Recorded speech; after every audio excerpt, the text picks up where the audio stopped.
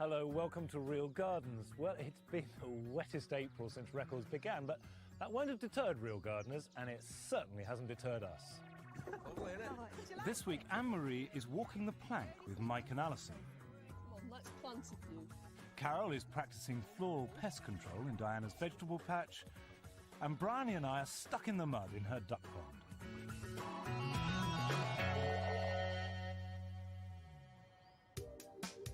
This house in Stockport, and its rather muddy back garden, belonged to Alison Buckley and her fiancé Mike Woodall. They'll be moving in together after they get married next year. On her last visit, Anne-Marie Powell helped them to build a raised semicircular vegetable bed out of woven hazelwoods. As Alison is a trained chef, a vegetable garden was high on her agenda. Since then, they've already planted it up and made a second matching wattle bed on the other side of the garden. This is the first time that Anne-Marie has seen the finished result. These look absolutely stunning, don't they? Yeah, they Did it take you a long time to do this? well, actually, I didn't have anything to do with this. It was Mike and my dad. But Right. apparently they did this one properly and not slapdash like that one that you did. Cheeky sod. So apparently you did that all by the eye and not levelling it with a spirit level. And anyway, you've got these potatoes Oh, here. yeah, he's planted his potatoes. What's this sticking out here? What's that about? What is it? He hasn't planted them in the soil, has he? That's rubbish. That's coming What's out. he doing? Has he planted them in the bags? Yeah, we was panicking so much because we knew he was coming back and we didn't have enough time. So Mike said, we'll just drop the bags of compost with the potatoes in. And they won't we'll notice. put the soil around. You're not supposed to know that's there. Where is he anyway? He's at work, he's got to work today. Yeah, he's coming down later, so... And, Right, I'll have him. yeah. Before Mike gets back, Alison's keen to make a start on the wet and wild end of the garden. Muffles up to it. Oh, definitely. You can see that this area is really boggy and wet, isn't it? Yeah, it is. And I know you wanted a seating area somewhere down here, so I've had to think of a way of actually getting you from here down to there. So I thought that we could maybe build a boardwalk. Boardwalk, what's that? Well, you know that song, Under the Boardwalk? You better stick to gardening. But what it is really is it's a timber frame and it actually raises you above the ground, so you don't have to worry about all this boggy and uneven ground all around you. But there's tons of ways of doing it, so I've had to scratch my head a bit. And I think I've come up with a solution. Right, yeah, brilliant. And that's where your muscles come in. Right, come on, in. The plan is to make the boardwalk out of scaffolding planks cut in half. The planks will rest on these large logs, partially embedded in the ground. So if you just grab one, I'll show you how we'll do it. Do you want me to put this next to Put that? this one next to that, yeah? Yep. We'll be laying the planks in pairs side by side, but at each junction we'll stagger them to create a slight curve up the garden. Do you know what I mean? So it will wiggle up through like that. Can you see I've had the top cut off this timber? So literally you can just screw into a flat surface. So, but this will really distribute the weight because it's quite heavy and it won't sink because it's long enough. Right. So it's quite nice, quite pleased with this. First, we're going to work out our curving route by laying out single planks. So where am I going then now? I think you should go there. Up here? That's- yeah. We could have used recycled timber. These planks are new, but they'll soon weather to a lovely silvery grey. So if you come up here and have a look, I know they're a bit wonky, but can you see you've got that really elongated S kind of shape? Yes, lovely. Just as the hard graft is about to start, the cavalry arrives in the form of Mike and his old friend John. Nice to meet you. Nice to meet you. Get a kiss as well. Hello. Lovely darling stuff. Mike and John's first job is log lugging. Whereabouts, Anne-Marie, whereabouts do you want? Just everywhere where two boards meet, basically. While the boys lay each log in its place, I'm bedding in the first one at the bottom of the garden. This will determine the exact position of the others. Here's that spirit level you wanted. It's tiny, It's isn't only a it? little one, I can't find it. Can do you? Each log needs to be level and firm, otherwise the wall will slope to the side and wobble. So we'll have to dig out and build up the uneven ground beneath each one until it's securely embedded. Can I just ask you, What? are the planks being laid that way? Yeah. Because I always imagined a boardwalk that the planks would be laid that way. Yeah, I mean, you can have it either way. It doesn't matter. There's no rules. You can do whatever you want. But this way, there's far less cuts, so it's quicker, and you've got much more sort of resonance as you come down here. I mean, it's pointing your way down into the garden, isn't it? What's resonance? That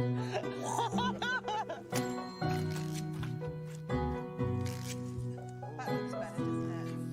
It's time to bed in all the other logs and align the boards. Nice way. Can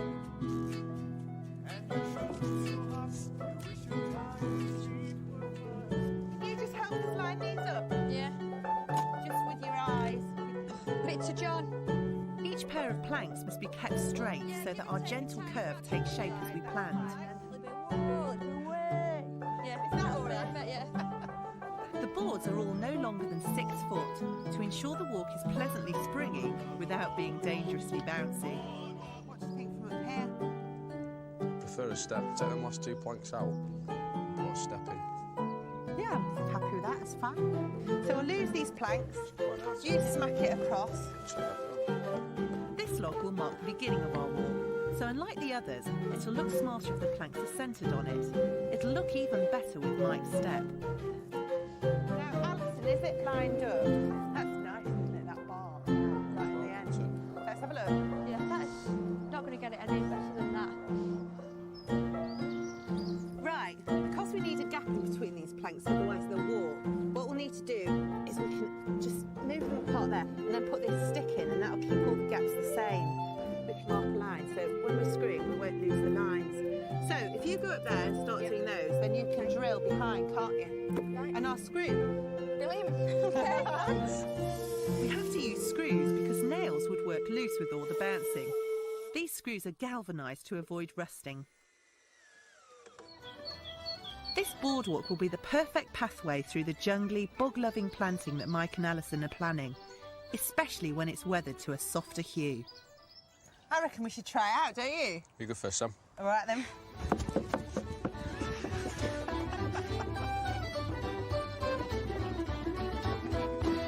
It's good, isn't it?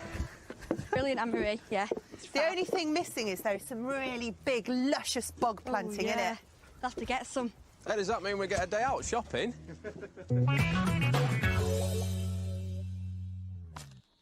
Bryony Jacqueline spends every spare moment in her Norfolk garden. Her children also give her a hand from time to time, and she's constantly taking on new projects in her 3-acre plot. Fortunately, she can combine gardening with her role as carer for her musician husband Martin, who suffers from a debilitating spinal injury. Last time I was here, Bryony and I began the job of creating what she calls her roundel in the lawn alongside her driveway. And with the help of her son Christopher, we dug up the inner beds and began planting box in the centre circle. Oh, you've done a lot more. Yeah, it's all dug and ready. No, I don't mean dug. I mean, you've added to it. There's more of it. Yeah, it stood back at the end of the afternoon and it needed an extra ring. You're power mad, you are. Crazy. Dig mad. Are we going to plant this today? No, this is going to wait now. First flush of weeds will germinate, hoe them off, and then we're going to have a look at the pond today. Okay, what are we going to do in the pond? Well, a lot of weeds to come out and things to go in. Bryony's pond is in a low-lying area of the garden, which floods naturally. When she moved in, it was just a boggy area surrounding a willow, which she's enlarged and transformed into a proper pond. Now it's time for a spring clean. Is this the best time to do this? I think it's a wee bit early, but there's a duck sitting on a clutch of eggs and she's about to hatch any day. She won't mind me pottering now, but she will do when they all hatch. So the first job is to remove the weed, is it? Yeah, it normally dies down in the winter, but it's been so mild, it's become a bit of a nuisance, really. Well, I hope I look as fetching as I think you're going to look, wearing those. She told me, she said that my bum looks big in this. Whereas when I put mine on, I'll start a fashion craze. How about that? Oh, I think mine belonged to someone else. Do you normally wear rubber? Is that... How deep is it? Actually, it's not very, it's a thick layer of sludge on the bottom. So what is this weed? I don't know, it's some kind of willow herb. Do you compost this? Yeah, I do. Well, first I let the bugs crawl out, so we'll leave it here for a little while. All these little nymphs. How long does it take them to crawl back in? Well, a few hours. Right. But they're all part of a greater food chain. You don't want to... No, I'm not anti-nymphs at all. I like a nice young nymph. Oh, look at this.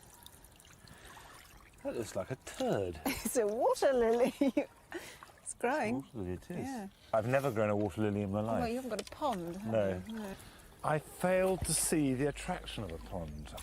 You know, watching a few beetles scum around on a bit of scummy water is not my idea of fun. I think you're being a bit rude now, but the Okay, let's be on dragonflies, they're this big. I like really big ponds. I mean, you could make this twice the size, couldn't you? Actually, I'd love to start again with the knowledge I've got now. I found that one of the hardest things was to think on this huge scale, because I had a tiny garden in London. Bryony clears her pond out 3 or 4 times over the summer, and although we've made it all muddy, in a few hours the mud will have settled again. Okay. We've Right. emptied it. Now what are you going to put in? What have we got? Got some lovely things here. Well, it didn't look very lovely to me. This is really interesting. Are you trying to tell me that that looks lovely? It's Phragmites, the Norfolk breed. For some strange reason, the rhizomes clean the water. Not only is it lovely, but it is really- virtuous as well. So I'm going to cut this up. What else you got? Well, this is Glyceria. It's Right. the same effect. Yeah. And then we've got a deep water one. This is a water hawthorn. These leaves float on the surface, so you've got to try and get the level right for that one. Okay. All these plants have to cope with ducks trampling over them, so they need to be secured if they're to become established. So where are we going to put these? Well, I think birds will appreciate a bit of cover here, and you can feel it's quite shallow. So just up against the bank like that? Yeah, if they're half in and half out, then they'll always stay moist. And just pin them with these? Yeah, literally peg them in. Yes, that does work. I like that. Now, do you think she's going to tolerate me getting so close? Probably. She's just not really fussing at all. She's a good girl. Bryony wants to use Glyceria, the striped manna grass, to help prevent the ducks from treading down the banks. You see, we're quite shallow again here. Oh, right up here, yeah. Yeah. Now, Big hole. I want to plant this one directly in.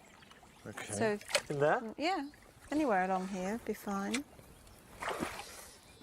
Did you puddle this when you made it? What do you mean puddle it? Put clay all over it? No, it's... So what's stopping it just drain away? It's actually spring-fed from the corner, so once it was dug, it just literally filled up. Do you want to split that? Well, we could do. Could actually get 3 out of that, but I think with the disturbance of the ducks, it'd be better as one. But you're right, we want the weight. Now what we're going to do is stick this through the middle like that, aren't we? Yeah, like an so anchor. It'll sit in the ground without pinning it to it, and you won't see any of that in the water. Okay. Do you want another stick, or is one enough? No, that's fine. That's absolutely great. That's it. Right. That's in place. Lovely. The water hawthorn needs to be raised up on a log so that its leaves can reach the surface. It's surprisingly floaty. That's on the bottom now. Okay. Right, we've got the gravel on top, of course, to stop the ducks and the fish nibbling away at the roots. Provided the ducks don't knock it over, the water hawthorn will have white flowers by the autumn. I'm out. So this is the bog garden. Yeah, it's just starting to perk up. Yeah, a it bit is, now. isn't it? But the calthas look fantastic. Yeah, they're lovely. I like the ligularia. Is that Desdemona? Yes, it is. And what's under here? Gunnera. Now, this poor thing has been disturbed by the ducks, and it's just been caught by the frost. I always thought Norfolk was a warm place. It is. It's not. It's bitter. It's freezing. Never normally like this. You use straw. I use fleece. Is there a reason for that? Yeah, you buy fleece. I have straw. Free. Because I know a lot of people find it difficult to get hold of straw. Yeah, well, anything would But do. the important thing is to keep it covered until all frost has passed. Yeah. I can tell you, next time I'm not coming if it's cold. No, I should just well, stay in bed. I don't want you to come because we're going to think about summer next time. Really? What are you going to do? We're going to look at grasses and make a summer meadow. Summer meadow. Cool. Right, carrots or beetroot, madam? After the break, it's time to sort out the vegetable patch with These Carol and carrots. Diana and their little band of helpers.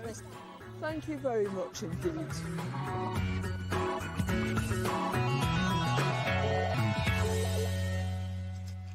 Welcome back.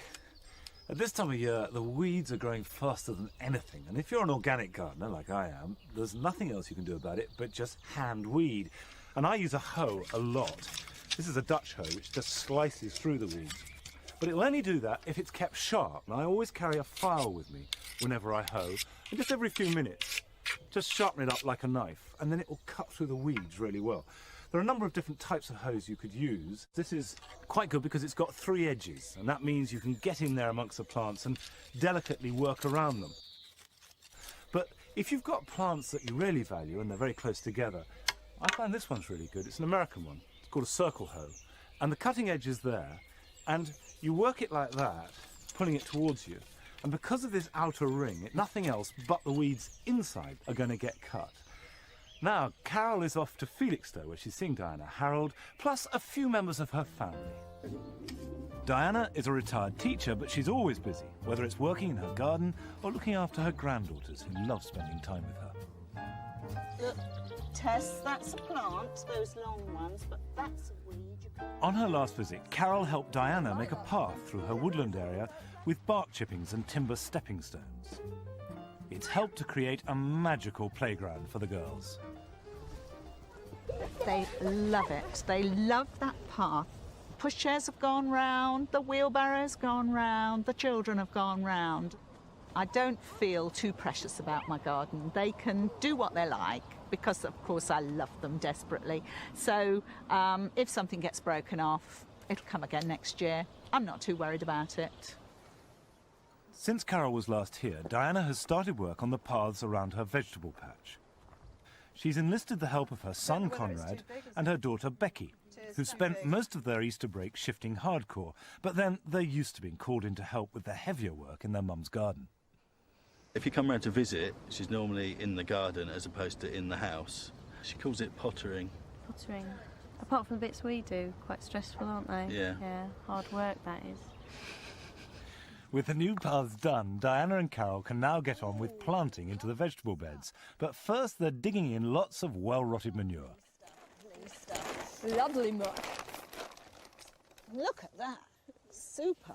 I mean, this is the whole idea of these deep beds, that you just take Dig it out, in. yeah, take out a spit of soil, break up that subsoil, Yes. and then incorporate any bulky organic matter, and it's going to give your vegetables this fantastic deep root run. We're putting back the topsoil that we removed earlier, being careful not to dig it in, so that the rich manure remains at a deeper level and will draw the roots down once Diana has planted her vegetables. Now, you won't be able to plant in this for at least a week, maybe a little longer. These deep beds mean no compaction, never ever walk on it, just let it get on with it. So all those little air pockets will just have to gradually disappear and settle. Diana's got one bed which she prepared a couple of weeks ago, which is now ready for planting, surrounded by its new path. What a difference it makes! It must have taken you forever. They did. They're very aristocratic looking paths, aren't they? Oh, they are. Suitable for you. So, what are you going to plant where? Well, that beautiful bit there is for the more delicate Right. things. Fine tilth. The fine tilth. And I want to put some potatoes in. Right. And because it's a deep bed, I can put quite a lot in. You can put them very close together. That's the great advantage of Right. deep beds. They can be really intensively cultivated. Let's go and have a look what you've got. Yes. You're not going to be ever so thrilled, I'm afraid. Not all of Diana's seedlings have been successful, but her beetroot and carrots look very hopeful. Right, carrots or beetroot, madam? I think beetroot. I'll leave those there for now. If you can get them out of those modules, theoretically it's easy. It's a cinch. Diana's sown her beetroot in multiples of 5 or 6 into the modules. We're planting them in a clump, not bothering to thin them out. They'll simply jostle for space. Well, you've grown these beautifully. Well, it's a good You job I've really grown have. something beautifully, isn't it? So what we're going to do next, the carrots. Yes. Long carrots tend to fork if they come into contact with manure, but these patio carrots are small and round, and the roots will stay close to the surface. It's really important with carrots that you minimise any sort of bruising of the stems or leaves, because it's the smell that attracts the carrot fly. I've heard that you can put boards up at the sides because they fly low and don't get the scent. You can do all sorts of things. Physical barriers are the best. Mesh or fleece. Yes. Special sort of agri-fleece that you plonk on the top. Next into the bed are seed potatoes. Diana's encouraged them to sprout by chitting them, leaving them in a cool, light place for about 6 weeks. We've dug a trench about 8 inches deep, and we're adding a bit of extra muck to increase the yield. Now, pass us a spud, Luce. Thank you. How many do you think we'll get in this trench? About 4, sprouty end up. As long as your sprouts up, you're okay. These are first earlies, aren't they? Yes, these are Pentland Javelin. Right, well, we're not very early, but I think we're in time, and they'll give you a crop of really good new potatoes. Which is all I'm after, not too many. Yeah, just a few delicious ones. Delicious. Straight out of the ground, into the pot. So this should be a little raised because we've put all that extra muck underneath. And then, as the potatoes develop and you start to see the shoots, protect them by earthing them up a bit more and they won't go green. The organic way to control pests is to use companion planting. The theory is that these chives will not only look pretty around the vegetable bed, but the smell will deter the dreaded carrot fly from attacking Diana's crop. Here come the girls with the flowers. Wonderful. Now, I've got these tagetes. They're not my favourite flower. No, they're not terribly you, are they? No, but they have this Thank you wonderful very much. smell, don't they, that puts bugs off. The marigold's large open flowers will also attract hoverflies, whose larvae are predators of a gardener's #1 enemy, the aphid. Come on, girls. Never mind passing them. Come on, let's plant a few. That's it. Put your trowel down and use your hands. Put them in all along the edge. That's it. And then those pretty flowers are actually going to stop all these nasty bugs chomping on your nan's potatoes. Well, what a fantastic job you've done. That's absolutely brilliant.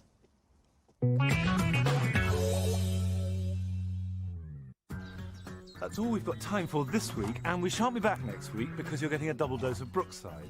But in a fortnight's time, we'll be back as normal when Anne-Marie is going to go shopping for plants with Lisa at the RHS show at Westminster. And Carol is getting all fruity with Adrian and Debbie down in Devon. And I'll be back here with Bryony, who's throwing things at me, where we're making a wildflower meadow. I'll see you then. Bye-bye.